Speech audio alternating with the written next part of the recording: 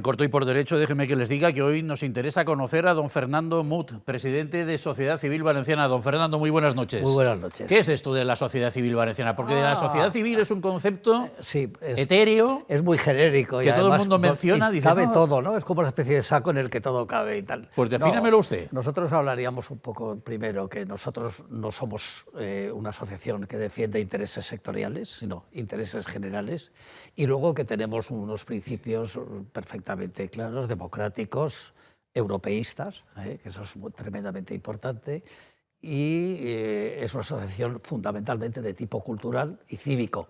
Es decir, entramos, aunque no entramos a muerte ni a saco, contra los defectos de la administración, sea la que sea, no nos importa. O sea, me está usted diciendo que no son partidistas. No somos partidistas. Sin embargo, algunos de ustedes desde luego tiene un pasado político. Sí, pero muy variado. Yo he pasado por Partido Popular, sitios. Ciudadanos, sí. Y no sé si algo más. No, pero bueno, pero también estuve adscrito a determinados movimientos, eso sí, cuando uno es mucho más joven, que es mucho más, a movimientos bastante... ¿Y habiendo sido uno político, puede ser ahora apolítico? Puede ser civil. ¿O apartidista más que apolítico? Digamos civil. Es decir, la política se lleva adentro y la política no hay manera de sacársela uno de encima. Lo que pasa que tú puedes derivarla hacia un partidismo que comentabas, o bien la derivas hacia una acción civil y cultural. Y entonces nosotros estamos ahí. Entiendo que, por tanto, buscan ustedes puntos de encuentro entre todas las formaciones políticas que tienen una cierta representatividad. Sí, dentro de lo que cabe. Porque, ¿Y eso claro, se puede hacer en estos tiempos que corren? No. No, vamos, no o sea, de una forma muy en clara. trance de disolución. tanto no diría yo, pero quiero decir, seguimos intentando, tenemos una moral de hierro. Bueno, ¿cómo ve usted el panorama actual para esos fines, para la consecución de esos fines? Pues muy complejo. La polarización se ha instalado en nuestra sociedad. Estamos en un momento en que, pues eso, el diálogo, que decía Habermas, que murió el otro día precisamente, esa necesidad del debate, del diálogo social, ha desaparecido completamente, y cuando uno hace una crítica se llama odio, y estamos en una situación realmente terrible en la que no vamos a poder salir hasta que no haya realmente un cambio estructural de la sociedad.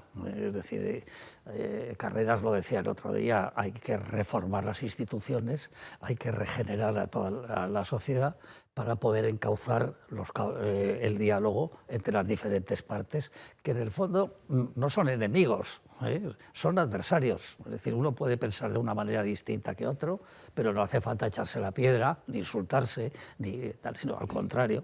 La capacidad de deliberación debería ser, no es el que uno en un momento determinado sea capaz de reconocer que el otro tiene razón, ya sea total o parcialmente. Y ese reconocimiento lo que haría sería hacernos crecer a todos, pero bueno, no es el momento. Si tú le reconoces un mérito a tu adversario, estás perdido. Estás reconociendo una debilidad tuya. Estás perdido, tuyos. Claro, pero eso es maniqueísmo.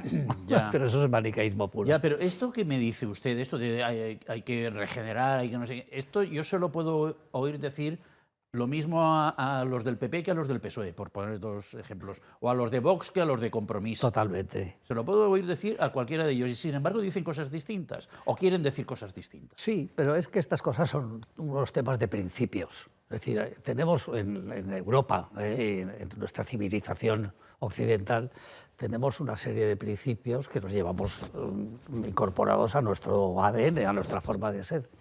Lo que pasa que, claro, esos principios se diluyen en las guerras intestinas entre unos y los otros, pero luego al final todo el mundo reconoce públicamente, aunque sea de boquilla, el que deberíamos de entendernos, el espacio público está para entenderse y no para pelearse. Siempre y cuando ceda el otro.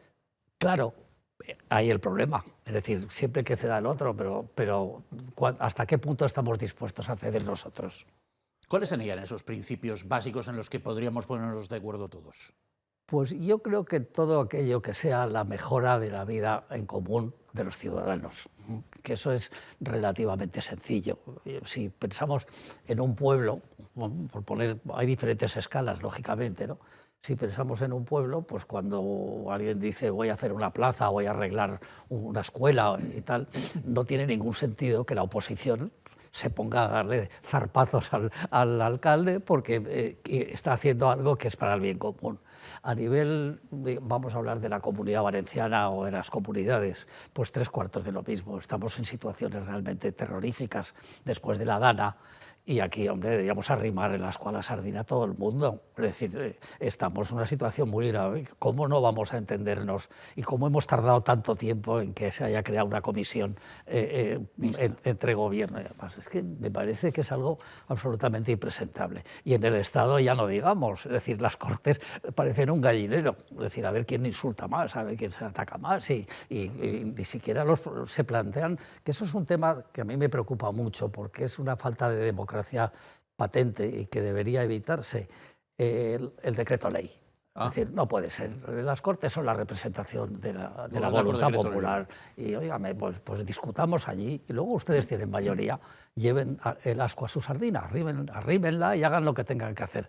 Pero, hombre, el derecho a hablar, el derecho a discutir, eso bueno, no se puede pero negar. es como diría el presidente del Gobierno, hacer de la necesidad virtud. Y ya que sé que las Cortes no me van a aprobar las cosas que yo quiero que me apruebe, sí, pues las saco por la vía alternativa del decreto ley. Claro, pero te estás evitando que... No hay presupuestos generales del Estado, que es una cosa que veíamos esta semana en bastantes titulares de prensa. Pues modifico partidas. Modifico partidas y ya está, pero claro, luego vienen los problemas, porque hay determinadas cuestiones que no las puedes llevar a cabo por no tener los presupuestos. Entonces es absurdo, ¿no? Por no dar participación al adversario o a la gente o incluso a la sociedad civil, que también tendremos que mover algo para formar parte estructural de lo que sería... Pero está bien articulada la sociedad civil. No, está desarticulada completamente, vamos, tampoco completamente, tenemos diferentes asociaciones, entre nosotros nos entendemos, pero cada uno va por su cuenta. Es decir, ahí estamos, pues eso. Ahora hemos creado entre unos cuantos, las asociaciones importantes, hemos creado una sociedad civil española con el fin de aglutinar a todas las asociaciones. ¿Cuántas había? Porque la pues más conocida que la de Cataluña, que salía mucho cuando el proceso... Sí, claro, sí, claro, está un poquito en declive. Pero vamos, estamos hablando de 40 y tantas en ejercicio y 90 y tantas adscritas. O sea, más de una por provincia. Claro, más de una por provincia. Pues son muchas, pero claro, ¿no? Cataluña se lleva la palma, evidentemente. ¿Pero eso es operativo? ¿Tantas asociaciones haciendo lo mismo? No, pero si se estructura, por eso es la voluntad, digamos, de la sociedad civil española, es crear una junta directiva, la cual, bueno, yo tengo el honor de pertenecer, pues bueno, vamos tomando informaciones de las diferentes asociaciones y al final se decide, pues eso, pues hacer una manifestación, como haremos dentro de nada, o hacer una declaración en la Plaza de la Virgen. Estoy hablando de Valencia, arriba de la sardina, ¿no? O hacer una declaración de Amalio de Marichalar, por ejemplo, en la Plaza de la Virgen, aunque sea... ¿Y todo esto para qué? ¿Con qué final, con qué lema o con qué...? No, cada uno lo suyo, ¿no? Por ejemplo, la manifestación... La manifestación es en contra fundamentalmente del tema de la amnistía. Ajá. Es decir, es el pedir la igualdad entre todos los españoles, en definitiva. Es decir, ese es el leitmotiv del tema. Y bueno, la Mario, pues lo que le intenta sobre todo es incidir en Europa, para que Europa tome nota de esas cuestiones antidemocráticas que por desgracia están pasando en España. Pero y que no serían necesarias. Ahora le preguntaré por Europa, claro que me interesa también mucho, pero claro, me está diciendo usted, la manifestación que vamos a hacer es contra la amnistía, pues sí, ya sabemos que seguro los del PSOE no van. Pues claro. Entonces ya estamos igual que ya estamos siempre. Igual, sí. Sí, sí, pero claro, pero muchas veces hay que salir a la calle, es decir, no... Ya, con lo cual, a mí me sabe muy mal. Que son ustedes partidistas. Eso es, me sabe muy mal actuar en contra, pero yo lo que estoy hablando es de un tema muy concreto, con el cual no estamos de acuerdo, y que si lo hubiera hecho el Partido Popular o lo hubiera hecho Vox, estaríamos exactamente igual. En esta manifestación, lo que sí que estamos procurando es hablar con todos los partidos, PSOE incluido, Podemos, Izquierda Unida, etcétera, para que se apunten si quieren a la manifestación. Así como en la sociedad civil hemos prohibido cualquier tipo de tema político, de pancarta partidista, en esta no, queremos ver que se apunte el que quiera y que diga lo que tenga que decir. Vamos a ver, el resultado será el mismo. Ser independiente en este país... ¿Para qué vamos a engañarnos? No nos engañamos, es una manera de salir a la calle y decir cosas. Pero ser independiente de España es muy difícil. Estamos viendo que todas las instituciones van siendo colonizadas poco a poco, hasta la AIREF. Todo. Es que ese es que el era un poco problema. el pepito grillo económico del gobierno. Las instituciones son la columna vertebral del Estado, y más del Estado de Derecho. Entonces no tiene ningún sentido que estén colonizadas y que tú pongas las puertas giratorias, el que sale de un ministerio lo pasan a una institución, etc. Esto no tiene sentido. El mérito y la capacidad es lo primero que tendríamos que imponer en este país. Como Jessica. Como Jessica. ¿No? Jessica, bueno, era dentista. Pues sí, era dentista, no tenía su función. Nada, si es que la cabra tira al monte. ¿Usted no echa de menos la vida política activa? No. ¿Tan desencantado salió de sus experiencias? Sí, yo salí mal de la política. A usted le llegaron a imputar, ¿no? A mí me imputaron, sí, me imputaron. Fue una cosa muy curiosa. Yo era teniente alcalde en Gandía y había una obra que nos dieron una financiación el Estado y el dinero que nos daban, habían dos opciones, o bien hacer una caja aparte, reservando el dinero e ir gastándolo poco a poco, o incluirlo dentro de la economía global de la ciudad. Yo no era el responsable de economía, yo me dedicaba al urbanismo. Sí, porque usted es arquitecto de profesión, además. La verdad es que esas cosas, hombre, no me interesaban, tampoco puedo decirlas, pero que no me preocupaba de cómo se organizaban.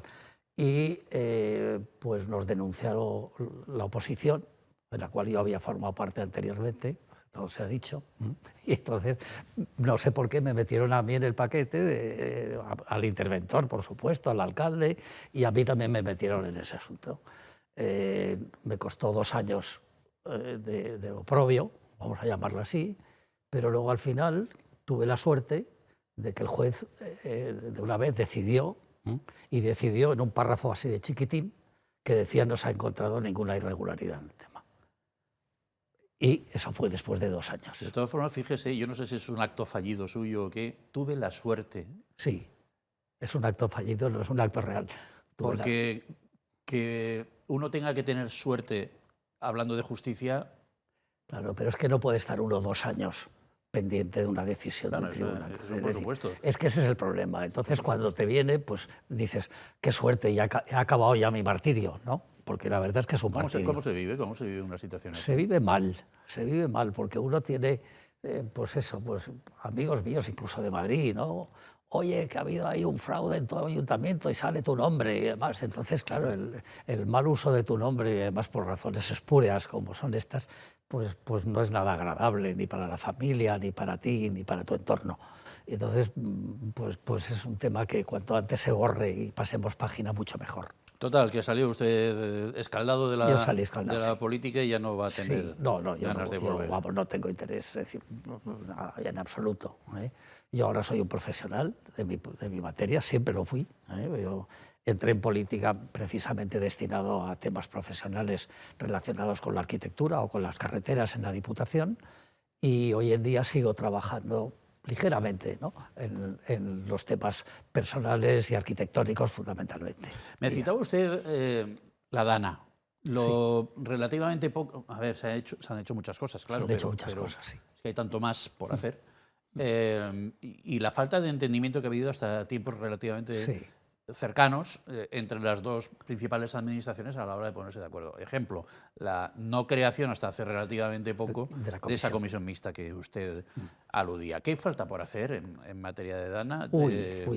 Falta mucho. ¿Nota usted que esa comisión creada recientemente empieza a funcionar? ¿Tiene esperanzas de que esto se normalice en un plazo relativamente corto de tiempo? Es que yo discrepo de la manera en que se ha actuado y que se está actuando. Es decir, ayer precisamente en un congreso de ingenieros de caminos que se está realizando en Castellón, Valencia y Alicante, presenté con el geólogo y profesor Manuel Nieto, presentamos una ponencia en la cual decíamos que las cosas se estaban enfocando mal, que hacía falta una visión global de lo que era las unidades ambientales para poder resolver los problemas. Que con una presita aquí, con un arreglito por allá y con otro, no controlabas cuál era la situación. El agua no puede ser simplemente un peligro, sino que tiene que ser un recurso. Por tanto, lo que hay que hacer es ir consiguiendo poco a poco que el agua que infiltra, que llueve en las partes altas, se filtre, cosa que ahora no se hace porque está todo protegido, porque no se cuidan los elementos a proteger, porque el campo se ha abandonado, ¿no? y la ganadería igual.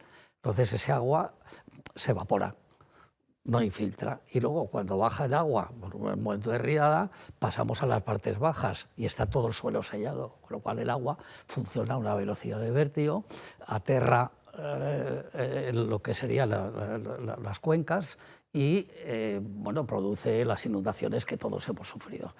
Hablábamos también, por ejemplo, del tema de la albufera. La albufera necesita el riego, yo sé que es un anatema, que alguien dirá algo, pero necesita el riego a manta, porque esa ha sido la base del acuífero a lo largo de siglos, del acuífero que es el que abastece a la albufera, además de otras cosas. Quiero decir, entonces, claro, se está produciendo un ataque a la agricultura en general que me parece realmente escandaloso, y de eso también podríamos hablar respecto al nuevo plan, a los proyectos que se están empezando a desarrollar, que son muy interesantes. ¿El plan hidrológico? Por ejemplo, la ley del suelo. El plan hidrológico yo lo doy por perdido. Sí. Es decir, vamos. Pero se vuelve a hablar del plan hidrológico, Sí, ¿no? sí, Del sí. que No, intentó Aznar. la propuesta esta del Plan Sur, que le llaman ahora. Es decir, esa propuesta, pues bueno, pues es la resolución parcial de los problemas que genera el agua. Es decir, y está bien, se tiene que hacer, y eso entra parte de aquello que el general Gant Pampols desarrolló. Pero en el fondo no partimos más que de un listado de acciones. Y el listado de acciones no es suficiente ante un pensamiento complejo, que sería el de ver qué cosas interaccionan con qué cosas y de qué manera se pueden minimizar los impactos desde el principio hasta el final. Estamos hablando de más de 40 kilómetros por el Pollo, por poner por ejemplo, ¿no? 40 kilómetros desde el principio hasta el final y 500 kilómetros cuadrados, claro. Es decir, todo eso influye. Si ¿Eso de los parques inundables le gusta? Me gusta, sí, me gusta, pero hay que saber dónde se hacen y hay que ver las zonas donde se puede infiltrar el agua para que sean aprovechables. O sea, es decir, no estamos haciendo laguitos de ocio. No, parece mentira que una comunidad, que una zona, específicamente Valencia y su entorno, su área metropolitana y un poquito más, tan vinculada al agua de toda la vida, no haya sabido todavía pero es que la estamos perdiendo como recurso. Y eso es un problema muy, muy grave y muy serio. Hay otro plan que es el que se está llevando, que es el plan estratégico de todo el entorno de Valencia, vamos, de toda el Horta Norte y el Horta Sur, con el cual tengo bastante confianza porque es estratégico y por tanto hay pensamiento y por tanto habrá capacidad. ¿Le gusta a Joan Romero para, sí, me encanta, vamos, para desarrollar la idea de Sí, me parece el personaje perfecto para poder desarrollar un tema como eso. Es un intelectual de primer orden y yo creo que tiene y está más que capacitado para poder funcionar. Y sobre todo una cosa además que me ha gustado mucho, que lo primero que ha dicho es decir, voy a hablar con los ayuntamientos, voy a hablar con las asociaciones, antes de definir absolutamente nada, hablo con todos. Es lo que hablaba yo antes, el diálogo como base de la acción humana. Hablábamos de agricultura, de agua, de agricultura. Decía usted que hay mucho que decir del campo y los agricultores lo primero que dicen es, y lo vinculo con ese otro gran asunto que a usted y a mí nos preocupa, que es Europa, dicen los agricultores valencianos que Europa no nos está trayendo más que problemas, porque con los tratados de Mercosur y compañía, pues, en fin, que viene una vez más la ruina que ya se nota en otros asuntos, como por ejemplo el recorte a los trasvases Tajo Segura y otras 1000 cosas, la competencia desleal del norte de África, de Marruecos, trayéndonos al viejo continente productos que no tienen los estándares de calidad, fitosanitarios, etcétera, que se les exige a los agricultores españoles. Esto es como la crisis del teatro, ¿no? La crisis de la agricultura es eterna, o sea, toda la vida, y siempre salen cosas nuevas que acaban de estropearlo, ¿no? Siempre está mirando al cielo esperando que llueva, ¿no? O que no llueva, vamos, en su caso. Voy a la categoría más que a la anécdota. Vale. ¿Europa sirve? Europa sirve. Europa es nuestro hermano, formamos parte de ella y somos parte indisoluble. Pero nos tiene en cuenta. Otra cosa es que no sea perfecta, Sí. y que tenga una serie de problemas que nosotros estamos tratando precisamente en una serie de actos, de conferencias que estamos llevando a lo largo de todo el año. Tenemos 12 programadas, en las cuales vino Almunia para la presentación. Sí. Por el 40º aniversario de la entrada de España, eso es, ¿no? ese es el tema. Y ahora pues vienen los diferentes personajes que han contribuido a la construcción de Europa a hablar cada uno de una parte de su materia. Europa tiene una cantidad de problemas que para mí el más importante es el que no es unitaria. Es decir, no puede ser que 27, un poco por lo mismo que comentábamos antes, ¿no? 27 países no se pueden poner de acuerdo de forma unánime más que en 4 cosas fundamentales. Entonces ya hemos visto que Orbán ha parado 50 y tantas propuestas, por poner un ejemplo. ¿Vale? Pero tiene los días contados, dicen. Claro. Ahí tiene unas elecciones que parece que no... Bueno, pues ya, pero claro, tienes que esperar a que cambien y mientras tanto Europa está gripada, ¿no? Y Europa, cuando hablamos, pues, depende de con quién hables. Los agricultores, el otro día Pimentel sacaba un artículo magnífico diciendo que no se podía aprobar el proyecto, este proyecto. Bueno, por otro lado, si hablas con el sector de industrialización de los alimentos, están súper encantados, porque claro, a ellos les va a favorecer muchísimo el poder importar productos de todo el mundo. Es la globalización en el sentido más puro. Pero Europa, en mi opinión, comete un error, y yo creo que es debido a esa descomposición general que hay, o desagregación, vamos a llamarle más que descomposición, debería de cuidar los intereses de cada uno de los miembros, de sus miembros, y en especial en el tema de la agricultura, que ya hemos visto cuando estaba hablando del problema del agua y demás. Pues eso, la desaparición de la agricultura no es solamente la desaparición de la agricultura, es la desaparición de un modo de vida, es la cantidad de problemas que genera el abandono del terreno. Es que son muchas cosas, y sobre todo para mí tampoco acabo de entender cómo se puede resolver, porque a ver, efectivamente, que tengan que votar por unanimidad los 27 todas las cosas es poco operativo. Pero para mí sería procurar las mismas exigencias, perdona que te interrumpa, perdona. No, las mismas exigencias que hacen hacia nosotros, hacia la agricultura española, por poner un ejemplo, la francesa también, y la italiana y tal, todos. Ya, pero todo cuando el mundo entra reniega, en colisión la agricultura continental con la agricultura mediterránea, el comisario de turno, según de donde sea, tirará más para un lado que para el otro. Bueno, el problema está en que les interesa el comercio más que la agricultura. Entonces, pongo agricultura como ejemplo. Hablemos de coches, hablemos pero de en general suele industria. ocurrir eso. Es el comercio el que prima en Europa. Pero la nacionalidad del comisario de turno no influye decisivamente en que unos u otros países salgan beneficiados o perjudicados. Europa está ¿Y eso es un problema irresoluble? Administrativamente está bien estructurada. Otra cosa es que está desestructurada en cuanto a toma de decisiones, que eso es muy grave. Pero bueno, en ese sentido funciona bien.